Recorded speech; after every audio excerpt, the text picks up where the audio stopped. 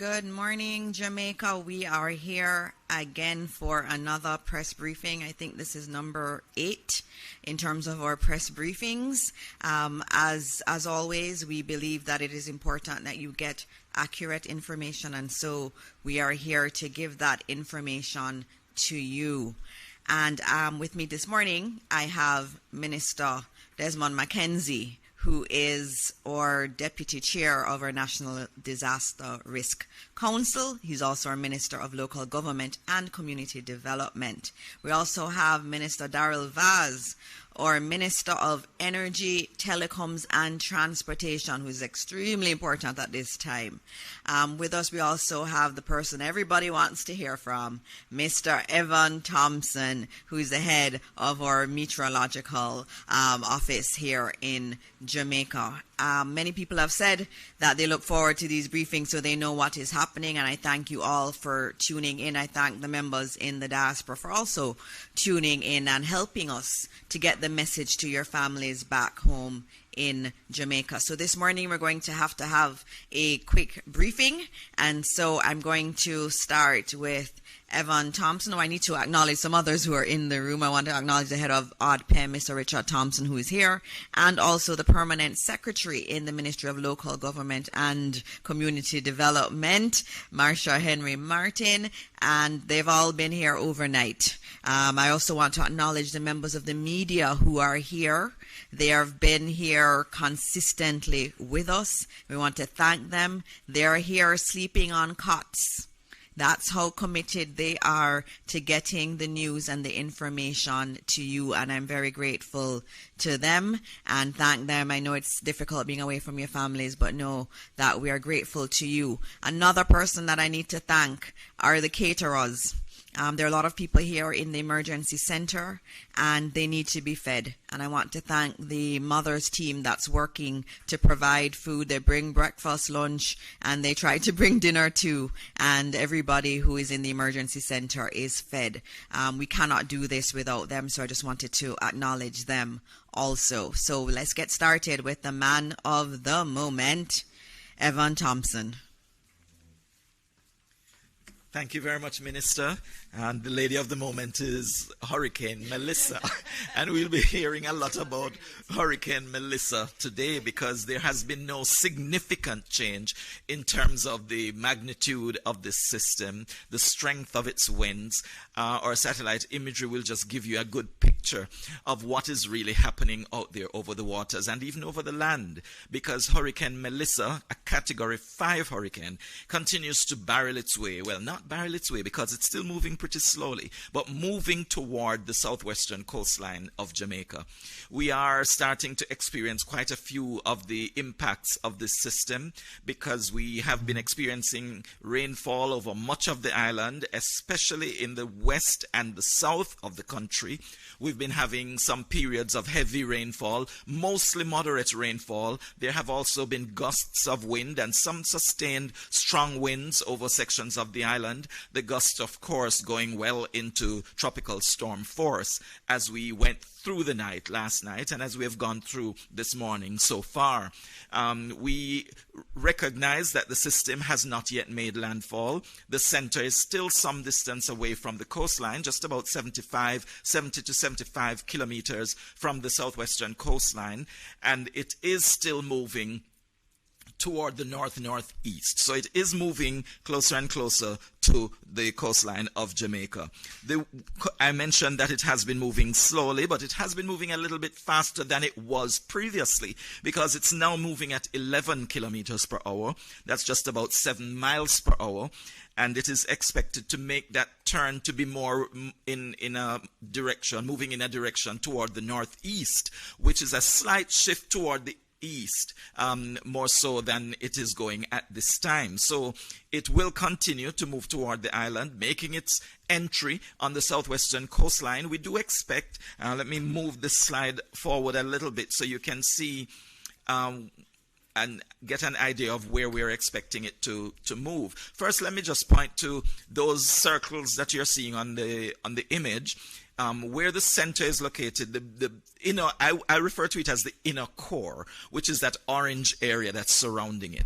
And then you have the outer band, of the greens that extend across the country, which is what most of us have been experiencing thus far.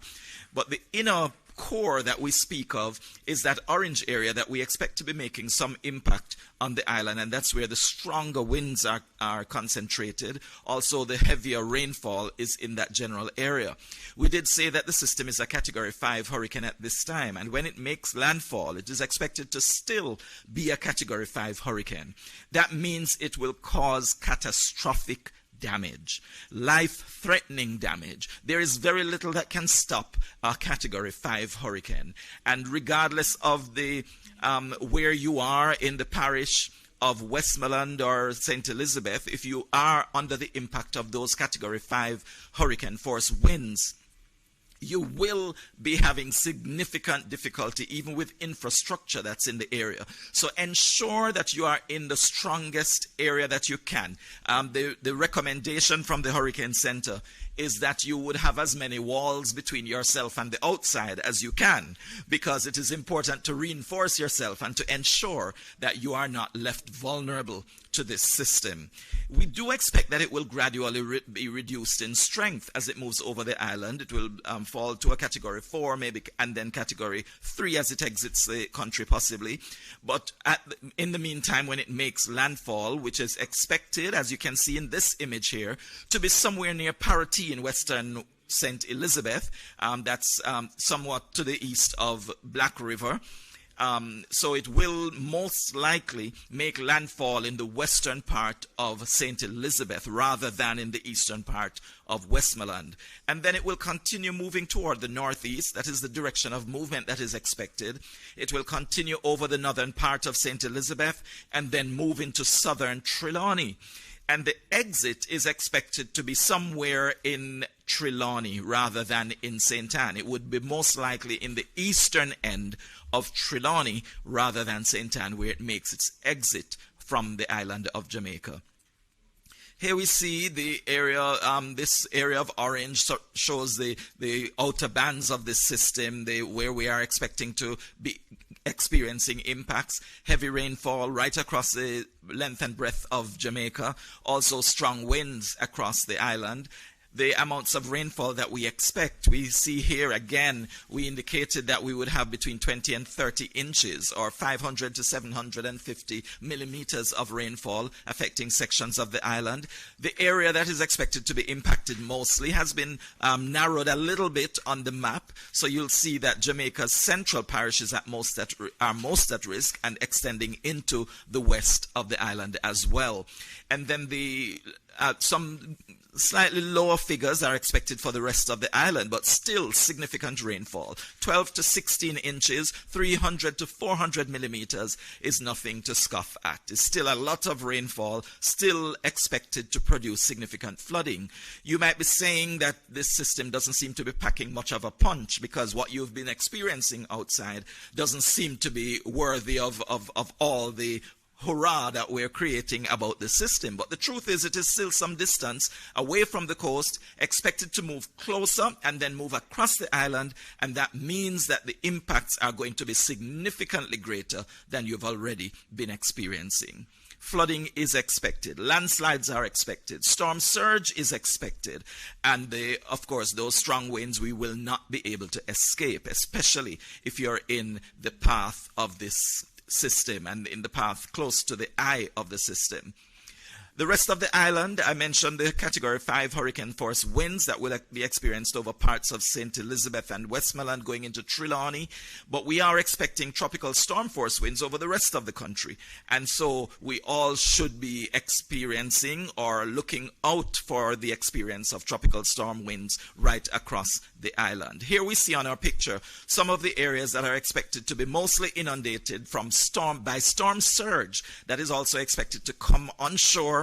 And this would be in those bays and inlets. In the area of Black River, we expect significant storm surge, although the center is now expected to be somewhat of Black River, so this might have to be updated slightly, but Black River will also experience storm surge. Storm surge could get as high as 13 feet. That's high. 13 feet is a couple of stories high. And so you need to be very much prepared for that kind of activity if you're in any of those bays or inlets along the coast of St. Elizabeth in particular, and even going into Clarendon. So those traditional areas of storm surge impact, like Portland Cottage, Rocky Point, those are areas that, because of the geography, we are expecting still to experience some amount of storm surge in those areas, although probably not as significant as we would have in St. Elizabeth along the coast. So anywhere, even along the coast of Manchester, parts of Alligator Pond and, Treasure Beach area should also be looking out for that kind of activity, and going eastward as far as parts of St. Catherine. And that is basically the presentation at this time. I'm sure you'll have some questions that will bring out some more information later. Thank you. Thank you so much, Evan. You heard it. It is strengthening and it is coming to Jamaica. I know we've been praying for it not to hit, but it is going to hit us. So we have to heed everything that Evan has just said.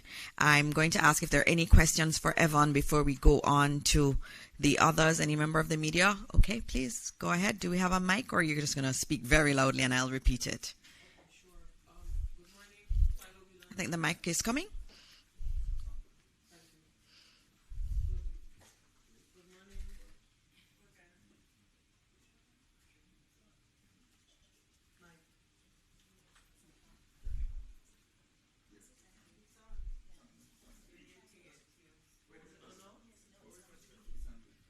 You can just speak and I'll repeat the question. So, good morning, Jamaica Mission Service.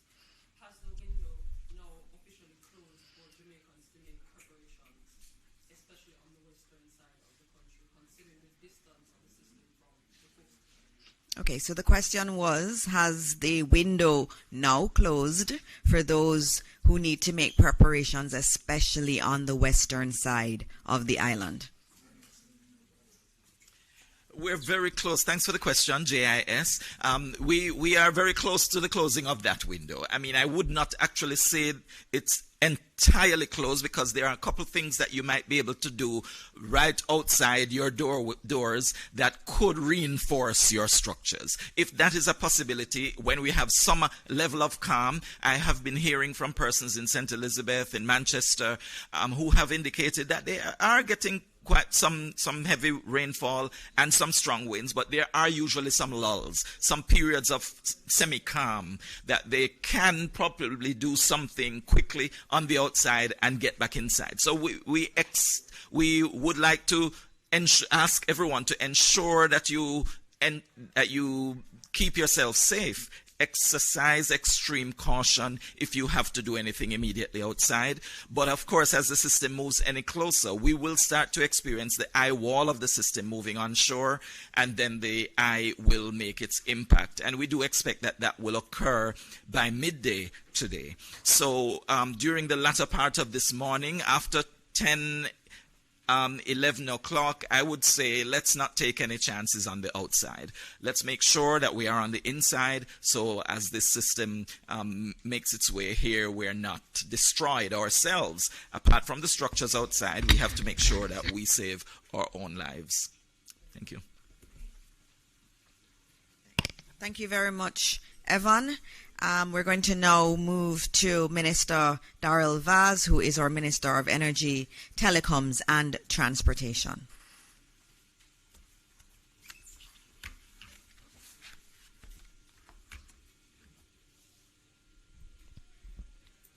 Morning, Jamaica. Prayers up.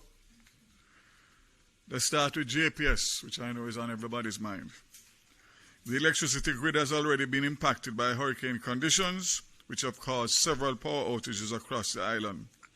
Several generation units, critical high-voltage substations, transmission and distribution lines across the island have been forced out of service by the hurricane-force winds and lightning.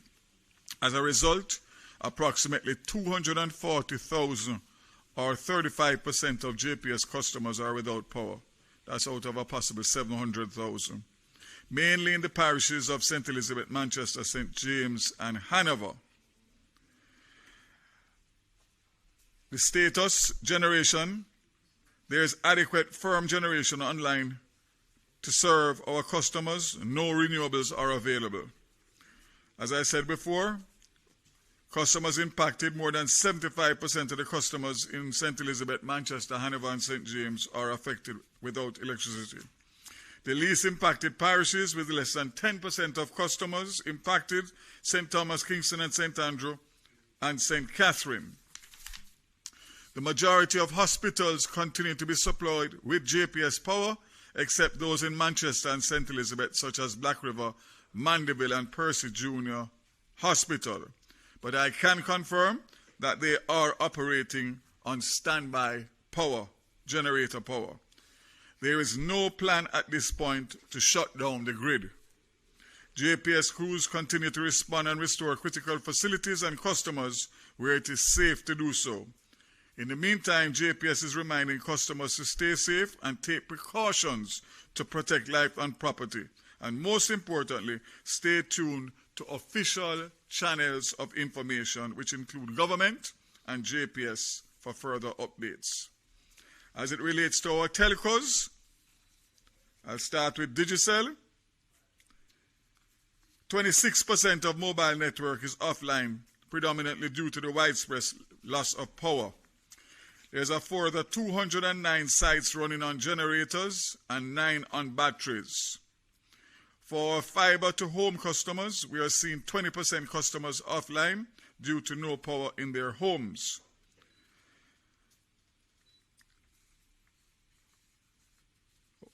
As we see the most impacted areas, we will work with our crews to focus on those areas first. Even if commercial power is still to be restored, we will keep generators fueled and gas the sites back to keep them up and running. They are also confirming that also in aid in recovery, we are working with the SMA to increase our spectrum bandwidth channels, as we know from our experience from Hurricane Beryl that the mobile infrastructure will be recovered much quicker than the fixed. So just to indicate that I, this morning at 3 o'clock, signed licenses for additional spectrum for Flow, Liberty Caribbean, and I'm awaiting Digicel to give them the same. For Flow, I'm happy to say that Liberty Caribbean operators of Flow Jamaica and Liberty Business is committed to playing its part for Jamaica to recover quickly from the inevitable damage following the passage of Hurricane Melissa. Again, with the spectrum that they have received, they will be bringing a new innovation, mobile connectivity via satellite, and facilitates SMS and text messages to areas affected in the aftermath of the storm. So this partnership promises to seamlessly enable 4G LTE mobile customers to send texts to their family and friends, even when the local network services may be interrupted. So that's huge, very huge.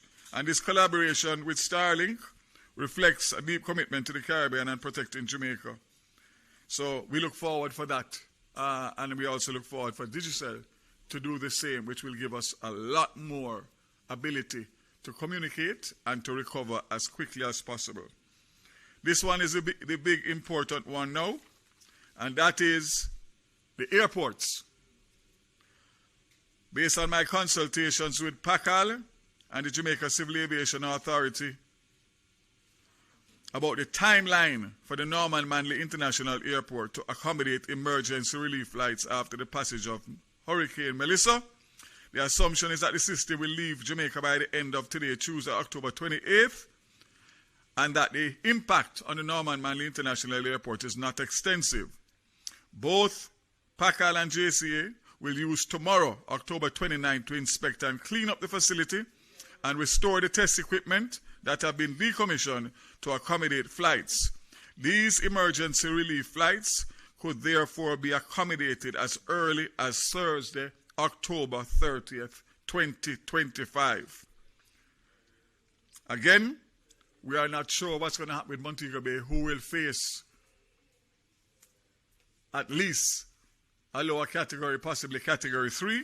So we aren't able to say anything on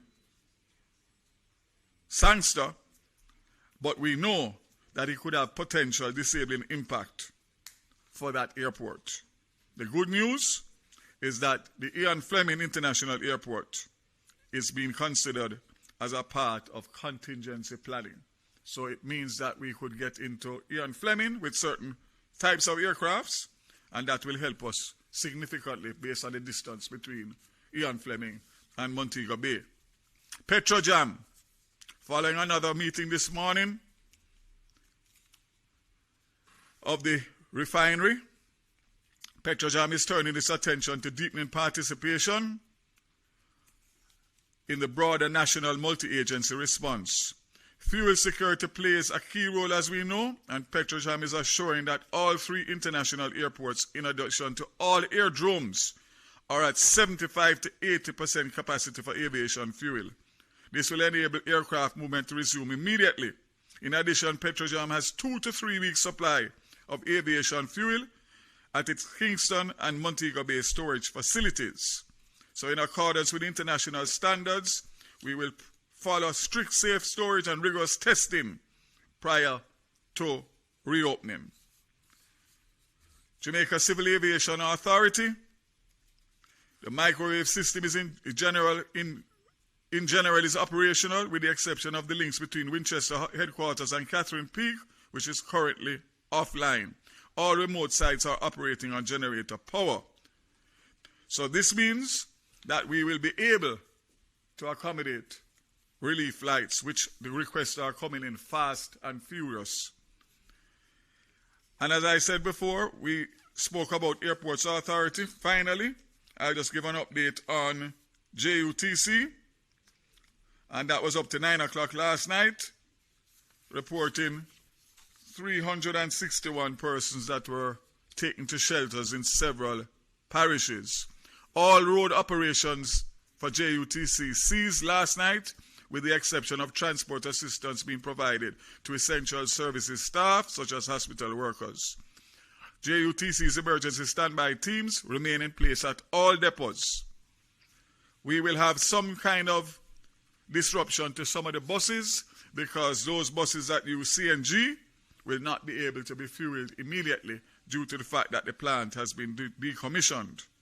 But let me close by saying, once again, that government, as you have heard and will hear from Minister Mackenzie, we are dotting all the I's and crossing all the T's to make sure that we facilitate all that is required for the response that is going to come in relation to the rebuilding phase after this catastrophic hurricane. So I want to just say to you, those of you who are still not taking it serious, you have but a few hours. And as I said before, based on what Evan said, the low-lying areas are going to be badly affected. Seek to go to higher ground and protect yourself and be smart. Again, commit to be here right through. And of course, if we work together, we will get through this once again.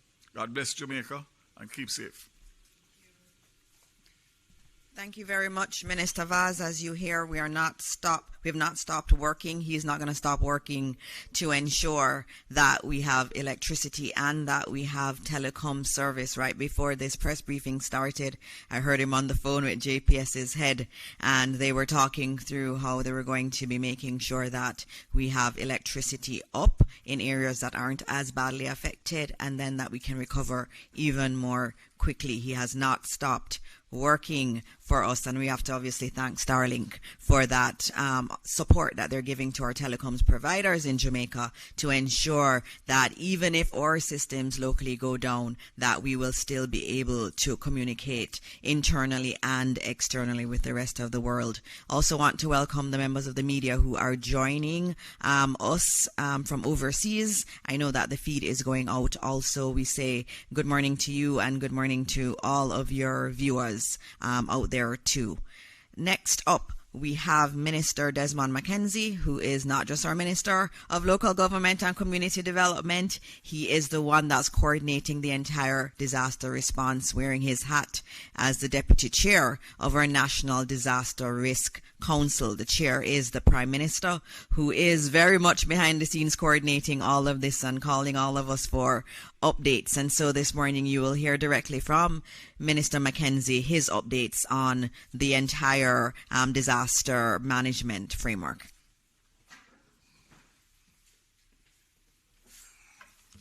Thank you, Minister Dixon. Again, let me commend you on the sterling job that you've been doing in presiding over these very important press briefing. Minister Vaz, Evan Thompson, my PS, Director General Acting, other support staff, and I want to acknowledge the team.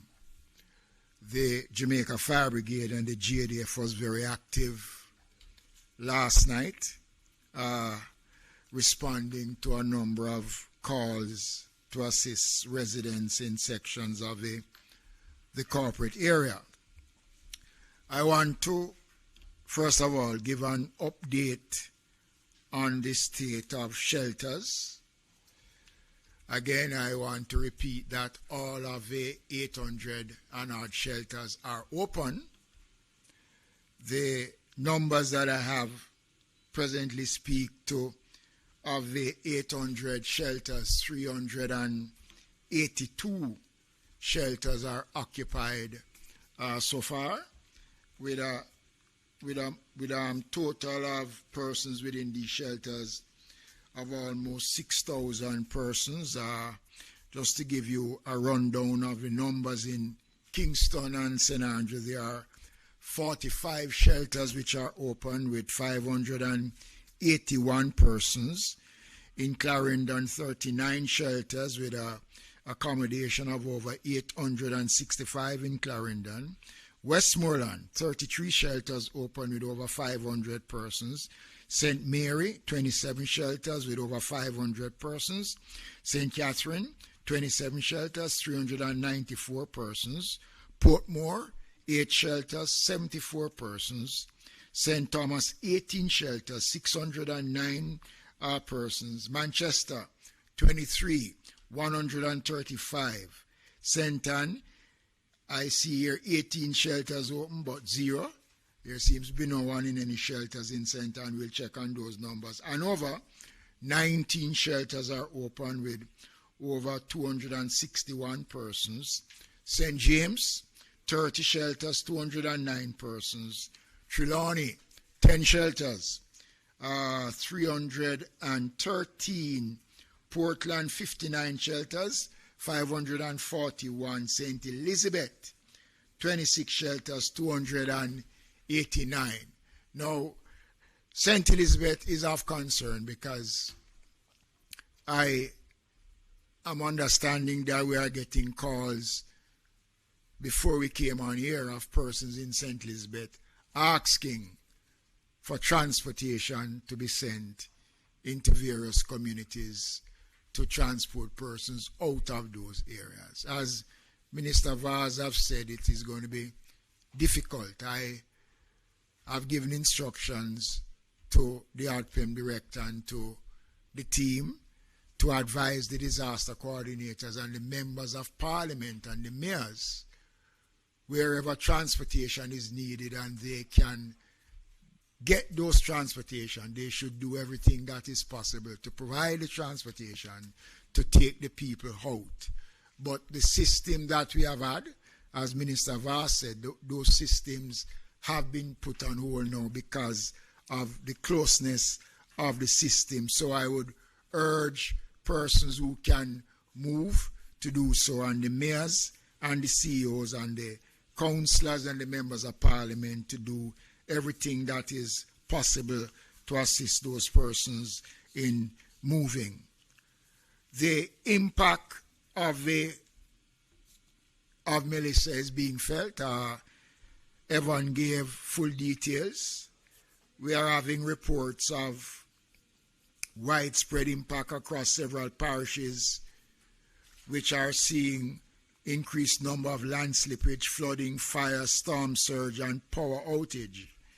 Roads in St. Thomas, Portland, and St. Catherine were blocked by fallen trees, poles, landslides, and most of these have been clear. And I want to make the point that the team that are on the road, the roving teams that have been pre-positioned, have been responding. Once the report is sent to the team, they are out there actually doing the work. So if you are in an area where there is blockage and fallen trees, you can send us the information, and once that is possible, we will send the team out. Minister Vaz, I see a report here, fire and GPS pole lines in certain sections. Storm surge affect Old Harbour Bay and other such communities. Caribbean Terrace is experiencing flooding, and I want to say that that is a community that I think we have to pay more attention to, because many years ago, when I was mayor, a section of Caribbean Terrace was devastated, and we are now seeing again, based on the information that is coming, and I'm going to ask the team to do some more checking to see the extent of what is taking place in Caribbean Terrace. We are experiencing, as I said before, land slippage in many communities in Portland, St. Thomas, St. Elizabeth, St. Thomas, and many other communities are experiencing those challenges as I speak at this time. This is the last briefing that we'll be able to give as update, but I will spend 2 minutes again. God has been merciful, because we've been talking about Melissa coming for almost a week. And still today, when we are expecting Melissa, there are still, as Evan have said, a small window of opportunity. Let us use it, and use it wisely. Let us respond. I hope by within the next hour, when I get an update, I will see more persons in shelters, and we will see more people responding. Jamaica, this is not the time to be brave. I've been saying for 1 week, don't bet against Melissa. It is a bet we can't win. I want to close because the reports is short, and we want persons to go to do what they can do for themselves, their families. And I want to thank all of you who have left your homes and have been spending time here, camping out, members of the media. Last night I walked and I interacted with them before I went to bed in my little corner. And, you know, it was commendable to see the media and other support staff leaving their families and things. And this is a commitment that we are making for the betterment of Jamaica. Already we have started, as I said from yesterday, to look at how we're going to map our recovery. We have to start to look at that. We can't wait until Melissa has come to start to say how we are going to prepare ourselves for the recovery. We have started to do that in the meetings that we have been having. But I want to thank the team. And I know that Jamaicans are grateful. And we are all praying for the best outcome. So as I said before, whatever windows are available, I am asking those, especially in St. Elizabeth and those areas, who can move to do so at this time. Thank you. Thank you, Minister Mackenzie. I just wanted to note, given that we have a lot of our members of the diaspora on, you've been asking a lot about how you can support Jamaica. Just noting that I'm very, very pleased this morning to announce the launch of our Support Jamaica website. It is supportjamaica.gov.jm. We've already been made aware of some nefarious individuals trying to collect money on behalf of Jamaica. We remind you that this will be the official site. If it doesn't have .gov.jm, it is not legitimate. It's not an official Government of Jamaica site. And so it will be supportjamaica.gov.jm, and it will be our online platform developed by the Government of Jamaica to mobilize support, to channel relief and coordinate recovery efforts in the wake of Hurricane Melissa. In it, you're going to have a donate now page where you can donate using your credit or debit cards, and you will also be able to give pledges. You also have all the information on ODPEM's bank accounts. If you want to do a bank transfer, you can do so there. A new innovation on that site is that you will be able to give updates on emergencies. So if there's an issue that you see in your area, you want to upload a picture, maybe there is flooding, maybe there is a town that has been cut off, you can actually notify us through that website also. It also has an interactive shelter locator for those who may need it. Even if you have to help someone to find a shelter, please use it. It will give you all the shelters that are near you. You can actually put in what parish you're in or what area you're in, and you can geolocate.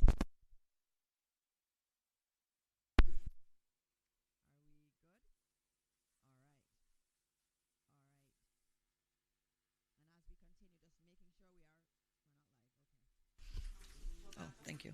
Thank you, Tony. All right.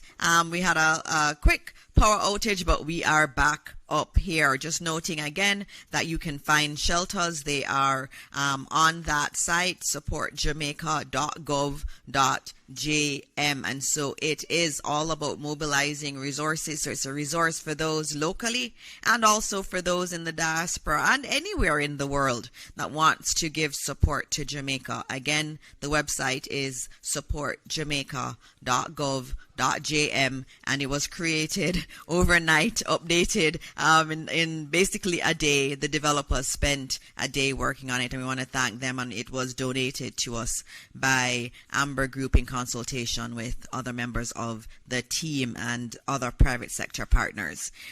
We are going to be opening up now for questions from the media. I know I already have one question that I need to treat with, which has to do with tourists. How many tourists are here on the island? The number I have from the Ministry of Tourism is 25,000. They issued a press release yesterday, and they noted that they are coordinating with all of the hotels. There's no need to worry.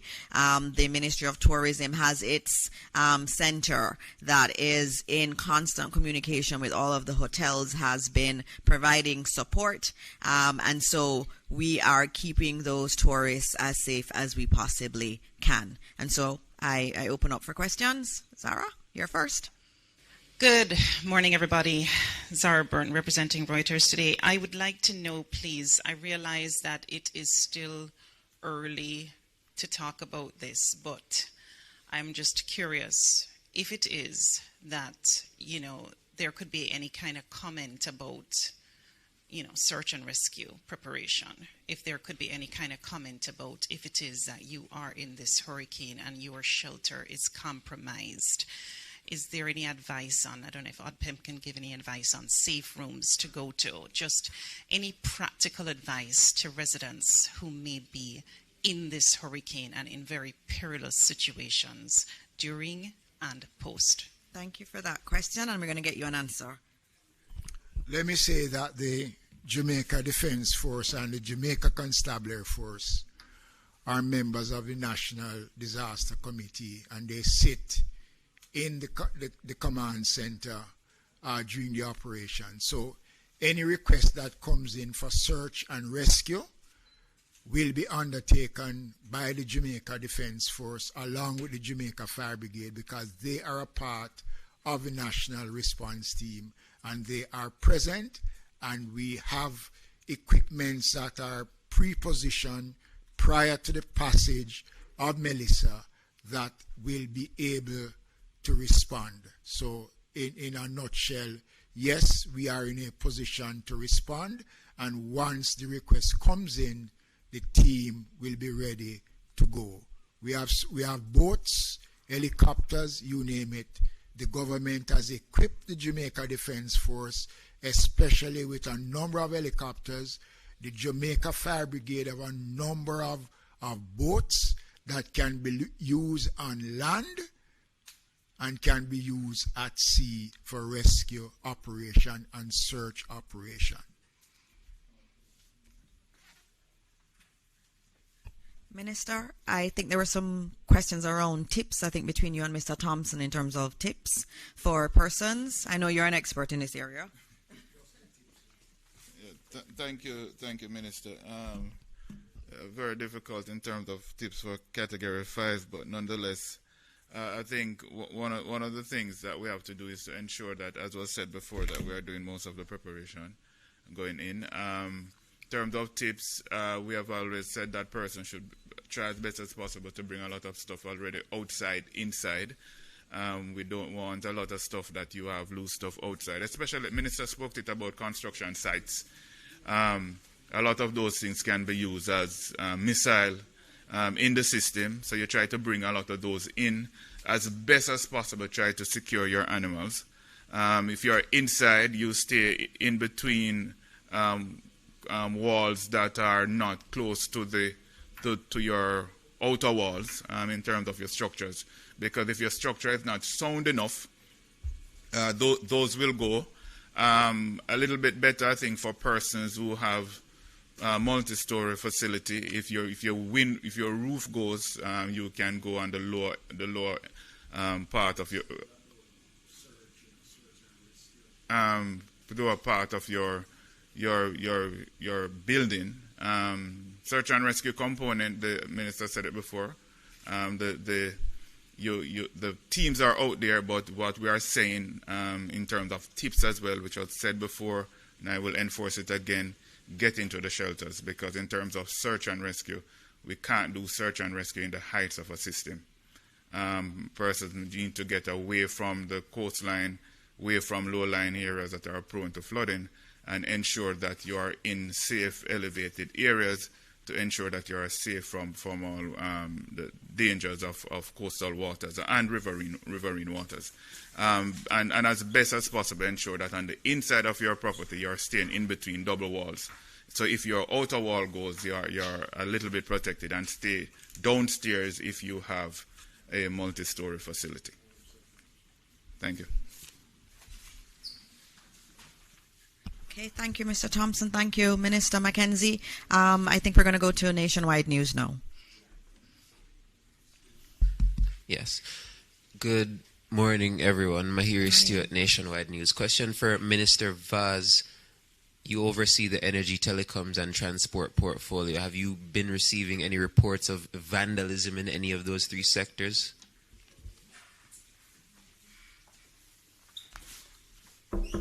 Thank God, nothing so far, and I hope it remains that way. Nothing so far. All right, Television Jamaica.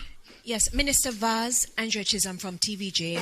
Quickly checking on the JUTC buses. I think you mentioned that the CNG plant has been decommissioned, so I'm thinking that 60 or so about of the 93 buses that came in operate on CNG. So do you have enough CNG in place to operate those buses for a while, or is it that they're totally out of use for now? Yes. Prior to the hurricane and in preparation for the hurricane, one of the requirements was for additional storage to be on location in case deliveries are not able, because the deliveries are done by road. So we took that into consideration.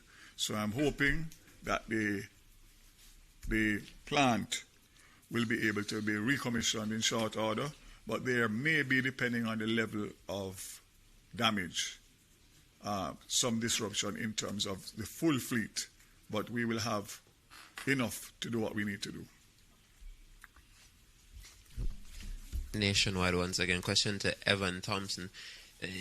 we know the effects that we're expecting in terms of the hurricane force winds and the tropical storm force winds on the outer side of Melissa, but in terms of the eye, because that's obviously going to pass through the country as well, what kind of conditions can persons expect during the eye of the hurricane? I know things are kind of calm now in certain areas. Are those persons within the eye supposed to expect similar conditions? Thanks. That's a very good question, Mahiri. It's important for us to understand what happens when the eye is expected to move across your area. First of all, the eye itself is a calm area in the center of the storm. So as that moves over, it will appear as if it's all done. It will be a clearing. There will be very little cloud cover. There will be very little wind. And so it will feel as though the storm has passed. And it's a good feeling. And so a number of persons would want to take the opportunity to get some quick repairs done, especially since the eye extends a few miles actually in diameter. So, it would take a little while to pass over you, and you could have some time of break. But before the eye gets to you, you would have passed through one of the most intense parts of this hurricane. It means that you will experience wind speeds that are approaching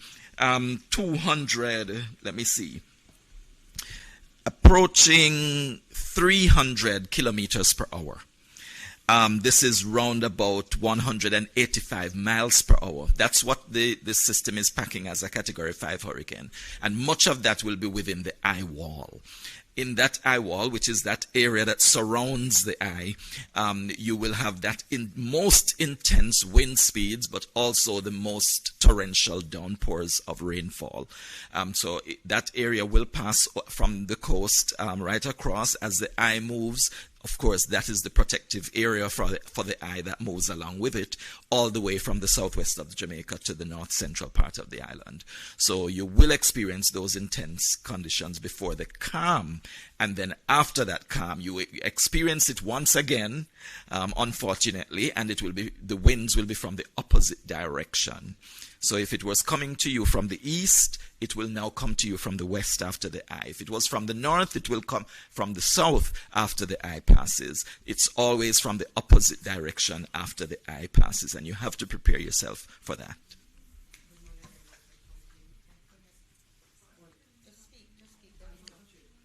All right, so my question has to do with lightning strikes, because in one of the models that you showed us, I believe it was yesterday, we saw quite a few areas of thunderstorms. So I'm not certain what you can tell Jamaica now in terms of preparing or protecting ourselves from the possibility of being struck by lightning. And what do we look out for ahead of it? What are the signs? Yes, lightning frequently occurs during the thunderstorms. Of course, it does occur during thunderstorms. And thunderstorms will be part of that intense area of the shower activity. We don't expect anyone to be outside, really. So that should, of course, protect you from the lightning strikes to a large extent. Of course, there will be some impact. It will affect electricity supply. It could also be the cause of fires. And so it's important that that is also monitored. I'm sure the fire brigade is alert to that, that there could be fires that are generated because of the lightning strike. So that is one of those hazards that actually accompanies hurricanes as well. We don't talk much about tornadoes either, but actually we do have small tornadoes that develop in hurricanes, and that is something that people need to also be aware of. Whenever hurricanes move over, generally you have those smaller scale cyclonic events that are tornadic. Well, tornadoes develop within these systems, and that could also be a source of danger for residents as the system passes over. They don't last very long for our area, but they are a real possibility. Not just a possibility, they actually occur and have occurred in Jamaica in the past. Possible for particular parishes more so than others, considering where this system is projected to travel? I believe in most cases when you have those events, it would be in the lower lands, in the flatter lands, and not so much in the hilly terrain. However, we should be prepared. I mean, in the larger scale of things, we're dealing with a hurricane with huge winds, massive winds, but at the same time, you could have the resultant effect of additional with the smaller scale events taking place within it. Thank you. Another quick question to Mr. Mackenzie. You were clear, Mr. Thompson. Thank you. Very quickly, Minister, you mentioned that the JDF and JCF were responding to calls in the corporate area. Just trying to get some details on that. Is it that persons were now evacuating or any flooding or anything? No, not anything major. Just assistance that was required of them, and they have responded as they would normally do. Because remember now, the command center carries every critical area of government that forms a part of our disaster response mechanism. So once the information is fed into the command center, we will go out to see what is required in terms of why a request was made. And that was why the team was out. And we have roving teams on the road that is driving around. So when they pick up anything on the road, they will act, and they will call in and give Central the information, and we will log those information, because we use the information after to see what took place and how best to address and to see how we can prevent. Yes. And question from Nationwide: Have you been updated in terms of the readiness and the preparation for places such as prisons, children's homes, and homes for old persons? Well, as I said before, the security forces sit on the National Committee.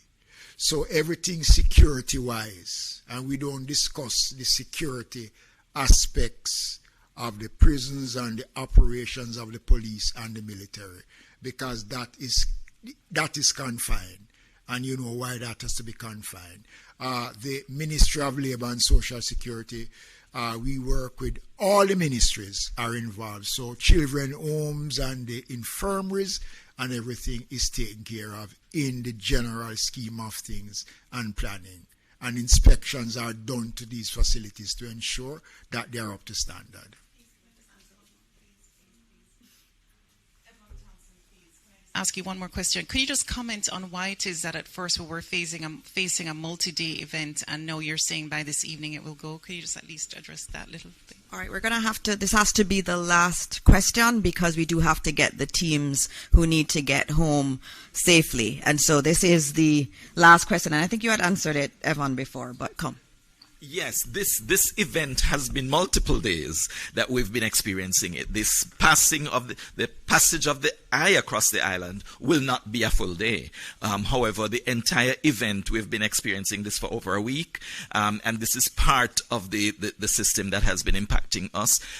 It has been for a few days already, and will continue for another few days, because after the eye passes, we will have another maybe 2 days before we actually see a clearing. All right? Thank you. All right.